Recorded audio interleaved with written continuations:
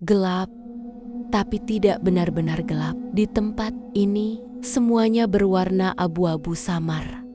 Seperti bayangan dari sesuatu yang dulu nyata. Aku tidak tahu di mana aku berada. Hanya ada suara dengung konstan seperti radio yang tak pernah berhenti menyala. Setiap kali aku mencoba bicara, suaraku tak keluar. Tapi kemudian aku mendengar sesuatu dari kejauhan. Ruby, itu suaraku. Tapi tidak datang dari arah depan, tidak juga dari belakang. Suara itu datang dari atas. Aku mendongak dan kulihat langit di sini bukan langit, melainkan layar besar berisi gambar-gambar dari dunia yang kukenal. Rumahku, radio, tua, dan aku, versi yang keluar dari radio itu, kini hidup di sana. Dia berjalan di sekitar rumahku dengan langkah tenang, seolah semuanya normal. Dia menyalakan lampu, menatap foto-foto lama, bahkan menyapa tetangga dengan suaraku. Tapi ketika dia tersenyum, ekspresi itu tidak punya makna. Itu hanya bentuk. Aku menatap dari tempat ini, dari sisi lain kaca, dan menyadari sesuatu yang mengerikan. Aku tidak sedang mati, aku sedang tersiarkan. Suaraku, ingatanku, perasaanku, semuanya terus mengalir di antara frekuensi tanpa henti. Di sini tidak ada waktu, hanya gema dari hal-hal yang pernah kupikirkan. Tapi di antara semua dengung, ada suara lain, pelan, seperti bisikan dari ruangan sebelah. Ruby, kalau kau bisa mendengar ini, berarti kau masih hidup. Suara itu bukan suaraku. Itu suara laki-laki, dalam, berat, dan samar-samar. Aku pernah mendengarnya. Jangan percaya yang kau lihat di sana, katanya lagi. Itu bukan dunia. Itu hanya rekaman yang dibuat oleh rumah itu. Rumahku, rumah nenek. Aku memejamkan mata, dan tiba-tiba aku mendengar langkah-langkah. Bukan di dunia nyata, tapi di tempat ini. Langkah kaki pelan berputar di sekelilingku. 1 langkah, 2 langkah, 2 langkah. Berhenti di belakangku. Aku berbalik, dan di hadapanku berdiri sesuatu. Sosok dengan wajah kabur, seperti bayangan dari ingatan yang lupa bentuknya. Tapi aku tahu siapa dia. Itu nenek. Kau tidak boleh melihat ke atas terlalu lama, katanya pelan. Setiap kali kau menatap dunia itu, mereka akan tahu kau masih di sini. Aku menelan ludah. Meski aku tidak yakin aku masih punya tubuh. Nenek, apa yang terjadi padaku? Sosok itu menatapku. Wajahnya bergetar seperti gambar di televisi rusak. Rumah itu mengingat Ruby, dan sekarang kau bagian dari ingatannya. Ia mendekatkan wajahnya padaku. Suaranya berubah jadi bisikan. Frekuensi 103,7. Bukan hanya gelombang. Itu pintu. Pintu kemana? Tapi nenek tidak menjawab. Ia perlahan mundur. Lalu tubuhnya retak seperti kaca. Suaranya terbelah menjadi 1000 gema kecil yang memenuhi udara. Pintu itu 2 arah, Ruby. Dan kemudian semuanya pecah. Suara statik menyelimuti semuanya. Dan di tengah kebisingan itu, aku mendengar diriku di dunia nyata sedang berbicara ke radio. Dia sudah tenang sekarang. Aku akan menjaganya. Tapi aku tahu itu bohong. Karena di tempat ini, aku masih mendengarnya berbisik balik. Suaraku sendiri memanggil dari dunia luar. Aku tahu kau masih di sana, Ruby. Aku tidak tahu berapa lama aku berada di tempat ini. Tidak ada siang, tidak ada malam. Hanya suara radio yang menyala terus. Kadang jauh, kadang begitu dekat, sampai bisa ku dengar desisan listriknya. Aku mulai sadar sesuatu. Suara itu bukan hanya gema. Ini sinyal. Aku mencoba bicara. Awalnya tak ada suara keluar dari mulutku. Tapi ketika aku menutup mata dan memikirkan suara, aku mendengar dengung di sekitarku berubah. Nada-nada rendah bergeser. Frekuensinya mengikuti napasku. Setiap kali aku menghirup udara, dunia ini bergetar. Aku bicara pelan. Kalau ada yang mendengar, ini aku. Dan dengung itu merespons. Sekejap, dunia di sekitarku berkedip, seperti layar televisi yang kehilangan sinyal sesaat. Aku melihat sepotong dunia nyata muncul di depanku. Dapur, radio, di meja. Dan sosok aku yang hidup sedang duduk di sana, memandangi radio itu sambil tersenyum samar. Aku berkata lebih keras, "Dengar aku." Tapi suara itu tidak menembus.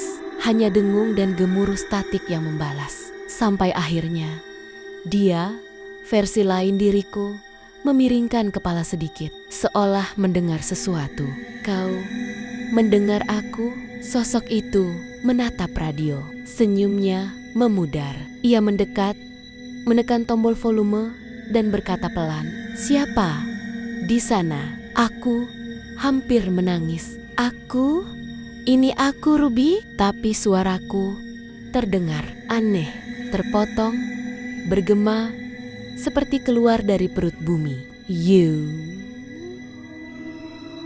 "Bye." Aku, sosok itu, menatap sekeliling. Ketakutan. "Nenek?" katanya pelan. "Bukan. Aku bukan nenek, aku." Suara statik memotongku. Frekuensi berubah, berdesis cepat, seperti ribuan lebah di dalam kepala. Radio itu menyala terlalu terang, menyilaukan mataku dari sisi lain kaca realitas. Lalu, tiba-tiba, aku mendengar sesuatu lain. Suara laki-laki yang tadi, dalam, berat, dan tenang. "Ruby, jangan paksa sinyalnya. Kalau dia melihatmu terlalu lama, kau tak bisa kembali lagi." Aku berhenti, tapi sudah terlambat. Sosokku yang lain, Ruby di dunia nyata, menatap lurus ke arah radio. Dan untuk pertama kalinya, ia tersenyum dengan ekspresi yang kukenal. Itu senyumku.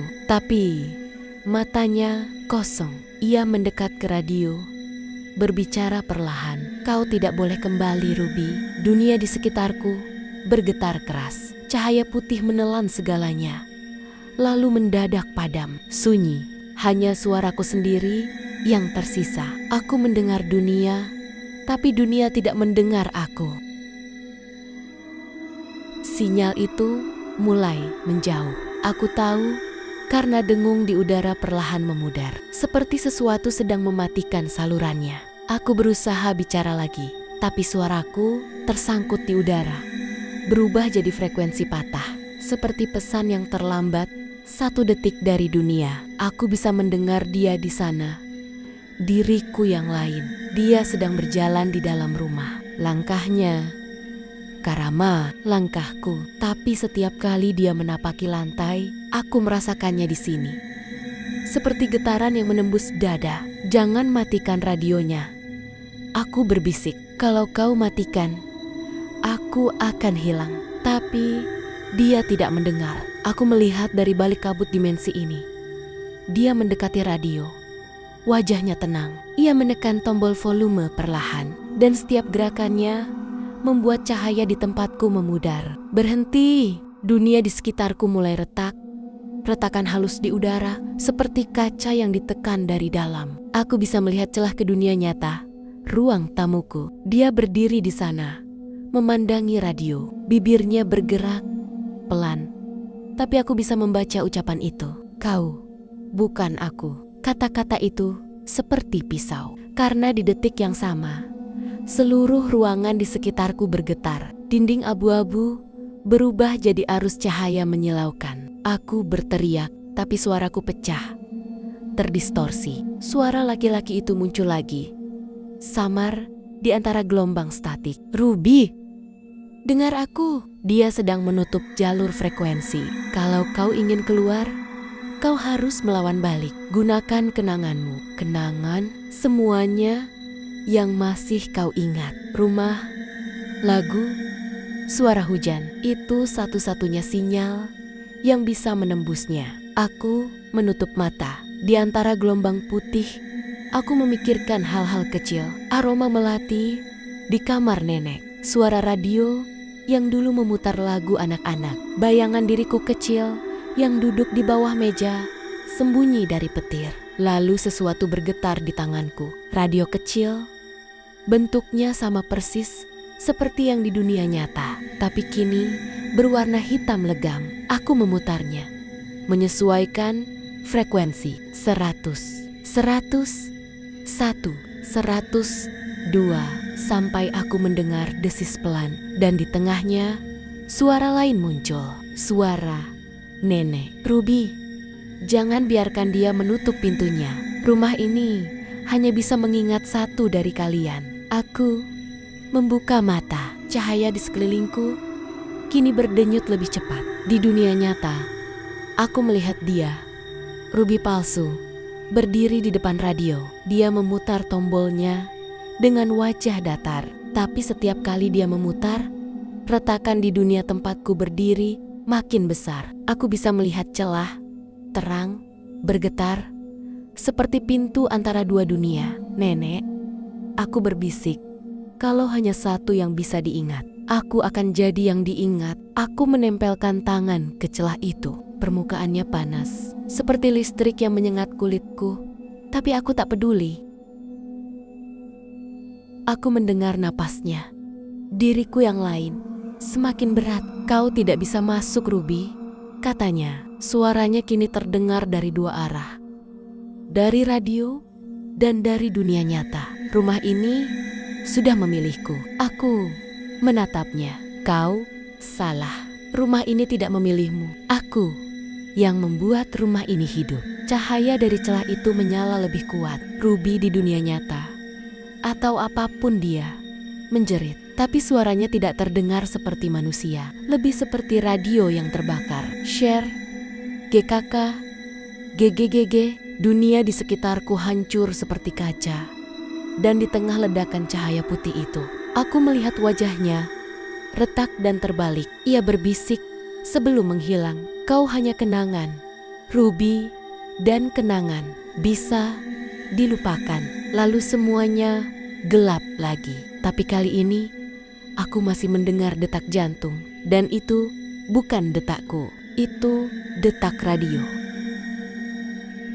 Cahaya dari celah itu menarikku seperti pusaran air. Aku tidak melangkah masuk. Dunia di sekitarku yang bergerak, berputar, meregang, memutar balik waktu, menelanku perlahan. Saat aku membuka mata, aku sudah tidak berada di ruang abu-abu itu. Aku kembali di rumah nenek. Tapi sesuatu berubah. Semua benda di sekitarku terasa baru sekaligus tua. Kayu di lantai bersih, tapi setiap papan berdenyut halus seperti urat nadi. Foto di dinding menatapku, bukan dengan mata yang hidup, tapi dengan kesadaran. Aku menatap meja tempat radio itu dulu berdiri. Sekarang meja itu kosong, tapi aku bisa mendengarnya. Napasnya. Rumah ini bernapas. Aku berjalan ke dapur. Cahaya di atas kompor bergetar pelan, seperti bola mata yang mencoba fokus. Aku tahu tempat ini, tapi setiap sudutnya seperti sedang mengingat caraku bergerak. Aku melangkah melewati koridor menuju kamar nenek. Dindingnya kini menulis sendiri. Tulisan-tulisan samar muncul dari pori kayu, seperti tinta yang merembes keluar dari kulit rumah. Jangan biarkan rumah ini mengingat terlalu banyak. Aku berhenti karena di ujung lorong aku mendengar suara. Langkah pelan, kain bergesek. Suara sendal nenek. Tapi aku tahu itu bukan dia. Aku memanggil pelan, "Nenek?" Suara itu berhenti, hening. Lalu dari kamar nenek, pintu terbuka sedikit. Cahaya keemasan keluar, hangat tapi salah. Aku melihat sesuatu di dalam sana. Foto-foto lama terpajang di meja rias. Tapi semua wajah di foto itu bukan nenek. Itu wajahku. Dari kecil, remaja, dewasa, sampai wajahku yang sekarang. Setiap fotonya menatapku dari sudut yang berbeda. Aku mundur, tapi dinding di belakangku seperti menutup. Suara radio terdengar lagi, samar dari bawah lantai. Rumah ini mengingatmu, Ruby. Setiap langkahmu, setiap ketakutanmu. Aku melihat lantai di bawah kakiku mulai basah. Bukan air, tapi tinta hitam yang keluar dari celah-celah kayu. Tinta itu membentuk huruf-huruf yang bisa kubaca dengan jelas. Dia sudah masuk. Aku menunduk, menatap tulisan itu, lalu mendengar langkah di belakangku. Aku berbalik dan berdiri di sana. Di pintu kamar nenek adalah aku, tapi kulitnya lebih pucat. Matanya hitam sepenuhnya. Ia memegang radio yang rusak, menyalakannya pelan. "Kau seharusnya tidak kembali," katanya. "Kau yang membuat rumah ini ingat." Radio di tangannya menyala, memutar suara nenek. "Jika 2 rubi berada di rumah ini, 1 harus pergi." Aku ingin bicara, tapi tenggorokanku kering. Rumah bergetar pelan, lampu berkelip, seolah rumah sedang menimbang sesuatu. "Kau pikir rumah ini milikmu?" katanya sambil mendekat. "Tapi rumah ini hanya bisa memelihara 1 kenangan." Aku melangkah mundur ke arah lorong, tapi lorong itu kini memanjang, seperti cermin yang menolak berakhir. Setiap langkahku terasa lebih berat, dan dari dinding suara-suara mulai berbisik. "Jangan biarkan dia lupa. Rumah ini harus diingat. Rumah ini hidup darimu." Aku menutup telingaku, tapi suara itu menembus. Di tengah semua bisikan itu, radio di tangan Ruby yang lain bersinar semakin terang. Ia menatapku, wajahnya tenang, tapi matanya basah. "Aku tidak mau menghapusmu, Ruby. Tapi kalau aku tidak melakukannya, rumah ini akan hancur. Rumah ini sudah hancur." Aku berteriak, dan dinding di sekitarku pecah seperti kaca. Rumah berteriak balik. Suara kayu retak, foto-foto jatuh, lampu pecah, lalu radio di tangan Ruby lain meledak, mengeluarkan suara statik tinggi seperti jeritan. Cahaya putih memenuhi ruangan. Dan sebelum aku pingsan, aku sempat mendengar 1 kalimat terakhir dari rumah itu sendiri. "Jika kenangan menolak mati, rumah akan terus hidup." Aku terbangun dengan kepala berat. Dunia di sekitarku samar, kabur, dan asing. Tapi aku tahu tempat ini. Aku masih di rumah nenek. Hanya saja, sekarang rumah ini berbeda. Aku duduk perlahan. Lantai di bawahku terasa hangat. Saat aku menatapnya, kayu lantai itu bergerak pelan, naik turun, seirama dengan napas seseorang. Rumah ini benar-benar bernapas. "Halo?" Suaraku serak. Tak ada jawaban. Tapi dari arah meja dapur, sendok jatuh sendiri. Logamnya berdenting di lantai, menggema terlalu lama. "Nenek?" Lalu dari ruang tamu, kursi bergoyang sendiri. Bunyi kayu tua menggesek lantai pelan. Kari, dan dari udara muncul suara lembut, dalam, penuh kasih yang salah.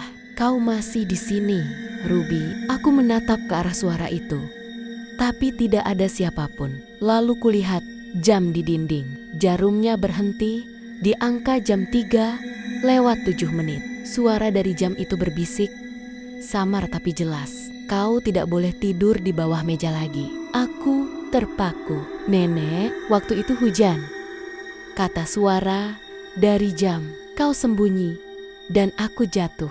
Kau tak mendengar aku memanggilmu." Suara itu berhenti, tapi piring di atas meja mulai bergetar. Dari bibir piring retak terdengar bisikan lain. Suara nenek lagi, tapi kali ini sedih. "Aku tidak marah, Ruby. Aku hanya ingin kau ingat." Aku mundur. Setiap benda di rumah ini kini berbicara. Dari cermin, kau memutuskan untuk melupakannya. Dari lantai, tapi melupakan bukan berarti pergi. Dari radio di pojok, kami di sini karena kau memanggil. Aku menutup telingaku, tapi suara-suara itu terus menembus pikiranku. Aku tidak memanggil siapapun. Aku berteriak, tapi rumah ini merespons. Pintu tertutup sendiri, lampu berkedip, dan suara napas besar terdengar dari seluruh ruangan. Berat, panjang, seperti seseorang yang baru bangun dari tidur panjang. Lalu, dari dinding, muncul tulisan perlahan, huruf demi huruf. Kau yang membangunkanku. Aku berjalan mundur ke arah jendela, tapi kaca jendela tak lagi memantulkan bayanganku. Di sana, yang kulihat adalah wajah nenek. Ia tersenyum, tapi matanya kosong. "Ruby," katanya dari dalam pantulan, "rumah ini tidak menyakitimu. Rumah ini hanya mengingat." Aku berbisik, "Mengapa semua ini terjadi?" "Karena kau tidak mau mendengar waktu aku bicara terakhir kali." Cermin di depan meja retak. Dari balik retakan itu, kulihat bayangan. Bukan nenek, bukan aku, tapi sesuatu yang berusaha keluar. Bentuknya seperti tubuh manusia yang terbuat dari bayangan dan bisikan. Ia mendekatkan wajahnya ke arah cermin dari sisi lain. Dan dari mulutnya yang retak, keluar suara nenek lagi. Tapi kali ini lebih dalam, lebih nyata. "Kau tidak seharusnya kembali, Ruby." Aku menatap ke lantai. Di bawahku, kayu rumah ini berdenyut cepat, seperti jantung yang panik. "Kalau aku tidak kembali, siapa yang akan mengingatmu?" Dinding berhenti bergerak. Semua suara mendadak hening. Hanya satu suara tersisa, radio yang perlahan menyala sendiri. Di frekuensi 103,7, terdengar napas berat nenek. Lalu suara yang sangat pelan, hampir tak terdengar. Mungkin sekarang giliran rumah yang ingin didengarkan. Rumah ini mulai menulis. Setiap dindingnya berisi kalimat yang berubah setiap kali aku mengedipkan mata. Nama-nama, tanggal, kalimat pendek, tapi semuanya terasa familiar. Aku menyentuh satu tulisan, 5 April. Hujan deras, nenek jatuh di dapur. Aku menarik tanganku, cepat. Tinta di tulisan itu masih hangat, seolah rumah ini menulis ulang hari itu. Saat segalanya berubah, "Apa yang kau inginkan dariku?" tanyaku. Tapi rumah tidak menjawab, hanya suara gesekan pena yang semakin cepat, semakin keras, semakin dekat. Dari balik tembok, terdengar bisikan banyak suara. Semuanya memakai suaraku. "Tulislah, ulang. Ruby, perbaikilah yang kau rusak. Jangan biarkan kenangan itu hilang." Aku menutup telingaku, tapi suara itu menembus. Lalu dari lantai muncul garis-garis hitam, membentuk jalur menuju ujung lorong. Di ujung sana, sebuah pintu muncul. Pintu itu tidak ada sebelumnya. Warnanya hitam legam, seperti terbuat dari arang yang padat. Tidak ada gagang, tidak ada kunci, tapi di permukaannya tertulis satu kalimat. Pintu ini hanya terbuka untuk kenangan yang dilupakan. Aku melangkah, mendekat. Udara di sekitarnya terasa dingin, tapi hangat di satu titik. Seperti napas seseorang di sisi lain pintu itu. Kenangan yang dilupakan. Aku berpikir keras. Semua hal di rumah ini adalah ingatan. Setiap benda berbicara dengan suara masa lalu. Tapi apa yang telah kulupakan? Lalu aku ingat satu hal kecil. Malam ketika nenek jatuh, aku berlari keluar rumah. Aku mendengar suara piring pecah, tapi aku tidak pernah kembali masuk. Apakah itu yang kau maksud, rumah? Tidak ada jawaban, hanya napas lembut dari balik pintu. Aku menutup mata dan berkata pelan, "Aku lupa meminta maaf." Dinding bergetar, lantai retak halus. Cahaya kecil muncul di sekitar pintu.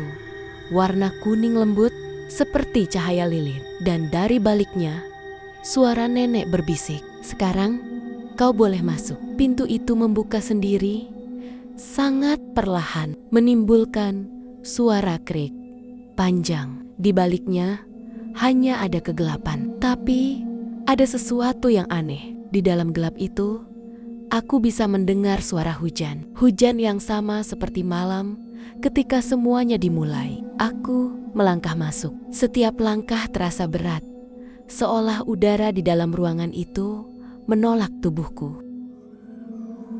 Di dalam, aku melihat meja makan, sama seperti dulu. Piring pecah, sendok terjatuh, dan di lantai terdapat bentuk tubuh seseorang. Aku menahan napas. Aku tahu itu nenek, tapi tubuhnya terbuat dari bayangan yang berdenyut pelan, seperti tinta yang masih basah. Aku berlutut, ingin menyentuhnya, tapi begitu jariku hampir menyentuh kulitnya, bayangan itu berbisik, "Kalau kau mengingatku, rumah ini akan berhenti." Aku menatapnya. Air mata mengalir tanpa sadar. Aku tidak ingin rumah ini berhenti. Aku hanya ingin kau tenang. Bayangan itu tersenyum samar, lalu menghilang, berubah menjadi debu halus yang naik ke udara dan menyatu ke dinding rumah. Semua suara berhenti. Pena yang menulis di dinding berhenti bergerak. Hening total. Aku memandang sekeliling. Pintu hitam di belakangku kini lenyap, tapi di tempatnya muncul radio tua. Radio yang sama. Di layarnya muncul tulisan samar. "Kau mengingatnya. Sekarang rumah ini mengingatmu." Lampu radio menyala merah. Frekuensi ke 103,7. Dan di dalam suara statik yang mulai muncul, aku mendengar suaraku sendiri berkata dari sisi lain, "Aku baru saja keluar dari pintu itu." Aku pikir semuanya sudah selesai. Pintu hitam sudah hilang. Suara nenek menghilang. Radio kembali tenang. Tapi aku salah. Rumah ini masih hidup. Awalnya hanya getaran kecil di lantai, seperti denyut halus yang baru tumbuh. Tapi lama-lama aku bisa merasakannya di mana-mana. Di udara, di kayu, di napas yang kuambil. Rumah ini bernapas denganku. Aku berjalan ke ruang tamu. Di sana, semua benda kembali ke tempat semula. Foto nenek, radio, jam tua di dinding. Tapi mereka tidak sama. Foto nenek menatapku, dan aku menatap balik. Tapi di dalam bingkai itu, bukan wajah nenek. Itu aku. Aku mengangkat tangan. Dan bayangan di foto mengangkat tangan juga. Gerakannya lambat, tertunda setengah detik. Aku tahu apa yang terjadi. Rumah ini tidak sekadar mengingatku. Rumah ini sedang meniruku. Aku menatap dinding, dan di sana ada sesuatu yang aneh. Tekstur kayunya berubah, tidak halus lagi. Ada sesuatu di bawah permukaannya, bergerak pelan. Aku mendekat, menempelkan telingaku ke dinding. Suara detak jantung. 1, 2, perlahan. Tapi detak itu bukan milikku. Aku mengetuk pelan. Dinding itu mengetuk balik. "Siapa di sana?" bisikku. Suara dari balik kayu menjawab dengan suaraku sendiri. "Aku di sini." Aku masih menulis. Aku mundur. Tulisan muncul di dinding. Perlahan, huruf demi huruf, seperti digores dari dalam. "Aku tidak ingin pergi. Aku ingin tinggal di sini bersamamu." Aku menggenggam kepalaku, mencoba berpikir. Tidak, ini bukan nyata. Ini rumah. Ini hanya kenangan. Tapi kemudian aku mendengar bisikan dari semua arah, tumpang tindih, seperti ratusan versiku berbicara bersamaan. Rumah ini tidak bisa melupakan. Rumah ini adalah kau, dan kau adalah rumah. Dinding di depanku mulai membuka. Bukan retak, tapi membelah. Dari celahnya keluar tangan. Kulitnya pucat, tapi hangat. Jemarinya sama persis dengan tanganku. Tangan itu memegang tanganku dengan lembut. "Sudah waktunya, Ruby," katanya dengan suaraku. Rumah ini tidak bisa hidup tanpa yang diingat. Aku mencoba menarik diri, tapi genggamannya kuat. Dari celah dinding itu muncul wajahku. Senyum pelan, mata kosong. "Jangan melawan. Kau sudah jadi bagian dari rumah ini sejak lama." Aku menjerit, tapi jeritanku tidak keluar dari mulutku. Jeritanku keluar dari radio.